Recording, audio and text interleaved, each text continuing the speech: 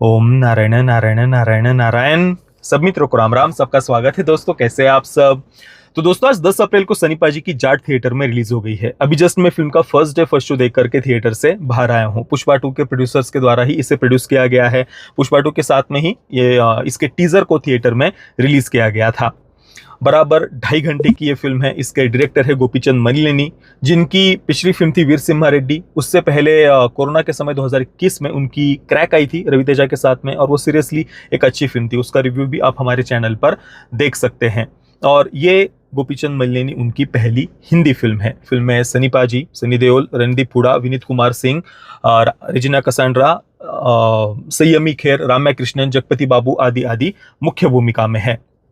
देखिए, सिंपल एक लाइन में अगर फिल्म का रिव्यू करना हो तो अगर आपको मसाला एक्शन फिल्म्स देखना पसंद है, सनी पाजी को आप पसंद करते हैं, और इसके साथ में ही लाउड इमोशंस से आपको कोई प्रॉब्लम नहीं है, ओवर ड्रामेटिक सीन से या फिर over the top action sequences से आपको कोई प्रॉब्लम नहीं है, तो बिल्कुल ये फिल्म आपको पसंद आएगी। आप बिल्कुल इसे देख सकते हैं। बस कुछ बहुत ज़्यादा आउट ऑफ द बॉक्स या बिल्कुल ही एक्सेप्शनल ऐसा कुछ आप एक्सपेक्ट मत करना। पर बस आपको मसाला एक्शन फिल्म्स देखना पसंद है तो ये फिल्म आप बिल्कुल देख सकते हैं। कहानी की बात करें तो देखिए, मैंने जैसा एक्सपेक्ट किया था उससे थोड़ा सा अलग ही फिल्म की शुरुआत हुई। मतलब मैंने ऐसा कुछ सोचा नहीं था जिस प्रकार से फिल्म की शुरुआत होती है, या फिल्म का जो रणदीप हुडा, उनका जो राणा तुंगा का कैरेक्टर है, वरदराजन राणा तुंगा, तो उसको जिस प्रकार से इंट्रोड्यूस कराया जाता है शुरुआत में 2009 के समय से श्रीलंका से फिल्म की शुरुआत होती है, तो वो मैंने एक्सपेक्ट नहीं किया था। इसके बाद में फिर सनी पाजी का भी जो पात्र है उसको बिल्कुल एक स्ट्रेंजर दिखाया है। जस्ट वो ट्रेन से ट्रैवल कर रहे होते हैं, फिर आंध्र प्रदेश के समुद्र किनारे के क्षेत्र के एक गांव में जाकर के उनकी ट्रेन बंद पड़ जाती है। वहां पर जस्ट वो कुछ नाश्ता करने के लिए ट्रेन से उतर रहे हैं। एक वृद्ध माताजी का सामने एक छोटा सा होटल कह लीजिए, छोटा सा होता है, वहां पर जाकर वो इडली खाने लगते हैं। तभी वहां पर कुछ गुंडे मवाली जैसे कुछ लड़के आते हैं, उनका धक्का लग जाता है सनी पाजी की प्लेट को और इडली नीचे गिर जाती है। और बस उस एक घटना को लेकर के सनी पाजी गुस्सा होते हैं और उनसे वो सॉरी बुलवाना चाहते हैं। और ये जो सॉरी बोलने की बात है ना, इसको लेकर के ही फिल्म फिर आगे बढ़ती जाती है, बढ़ती जाती है, बढ़ती जाती है। सनी पाजी को बस सॉरी बुलवाना है।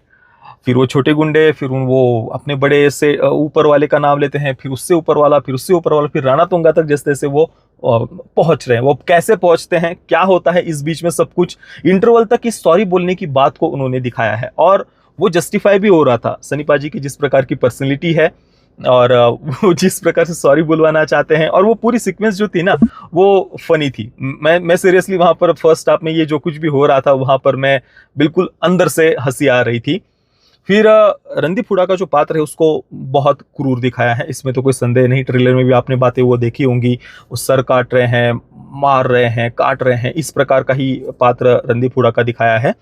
हालांकि पता नहीं ये सेंसर बोर्ड सर काटने के सीन को ब्लर क्यों कर देता है, कोई सेंस नहीं है उस बात का। मतलब ऐसा नहीं कि वो पता नहीं चलता कि भाई सर नहीं काटा है, सर काटने के बाद यहाँ से खून निकल रहा है, वो भी दिख ही रहा है। जस्ट उतना पार्ट ब्लर कर देने से वो क्या अचीव कर लेता है सेंसर बोर्ड, पता नहीं। कोई सेंस ही नहीं है उस बात का। मतलब कल को कोई पौराणिक कथा पर फिल्म बनती है, उसमें राक्षस का सर धड़ से अलग करने को दिखाने को, उसको भी क्या आप ब्लर करोगे। मतलब भाई कोई मतलब नहीं ना, पता नहीं क्या। ठीक है, जो भी है।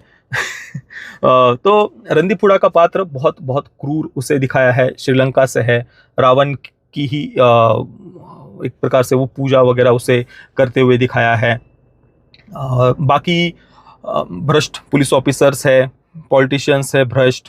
राणा तुंगा का कैरेक्टर वो क्या है, क्यों ये सब कर रहा है, ये सब कुछ जानने के लिए आपको फिल्म देखनी पड़ेगी। साथ में सनी पाजी का पात्र क्या है, उसकी फ्लैशबैक स्टोरी क्या है, उस गांव में ऐसा क्या हो रहा है, क्या क्या सब कुछ, ये सब कुछ सनी पाजी को भी वहां जाने के बाद ही पता चल रहा है, उनके कैरेक्टर को। तो वहां पर क्या हो रहा है, राणा तुंगा ने क्या आतंक मचा करके रखा है, धीरे धीरे धीरे फिर फ्लैशबैक के माध्यम से वो सब बातें दिखाते जा रहे हैं। हालांकि जो ओवरऑल जो घटना भी वर्तमान में हो रही है ना, वो मात्र 10 घंटों के भीतर की ही है। 10 घंटों में क्या क्या हुआ है वो उन्होंने इस 2.5 घंटे की फिल्म में दिखाया है। बाकी बीच बीच में फ्लैशबैक्स दिखाए जा रहे हैं राणा तुंगा के बारे में, उसकी क्रूरता के बारे में, वो कैसे यहाँ पर पहुंचता है, उसकी फ्लैशबैक स्टोरी क्या है, सनी पाजी की फ्लैशबैक स्टोरी क्या है, उस गांव में क्या क्या हुआ है लोगों के साथ में, वगैरह वगैरह, ये सब कुछ बातें वो दिखा रहे हैं। तो कहानी बिल्कुल सिंपल सी थी, उसमें कुछ बहुत ऐसा अलग या नयापन नहीं था, परंतु वो जो सॉरी बोलने वाला पार्ट है, सनी पाजी जिस प्रकार से अपने लाउड डायलॉग के साथ में जिस प्रकार से वो बोलते हैं ना, सॉरी बोल बोल सॉरी, तो वो जो पार्ट है वो शुरुआत में फनी भी लगता है।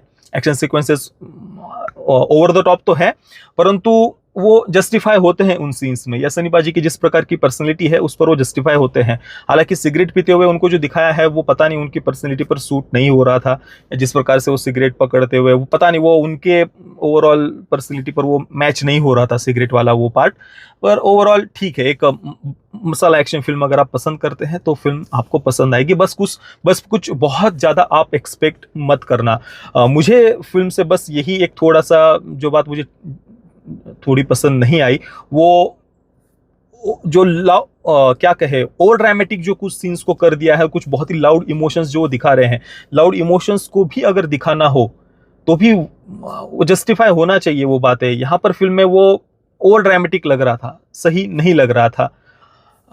बाकी मैं आरआरआर वगैरह से तुलना तो नहीं करना चाहूंगा, आरआरआर बहुत बढ़िया फिल्म है, परंतु उसमें भी आपको कई जगहों पर लाउड इमोशंस देखने को मिलेंगे, कई सीन्स ओवर ड्रामेटिक है, परंतु वो जस्टिफाई होते हैं।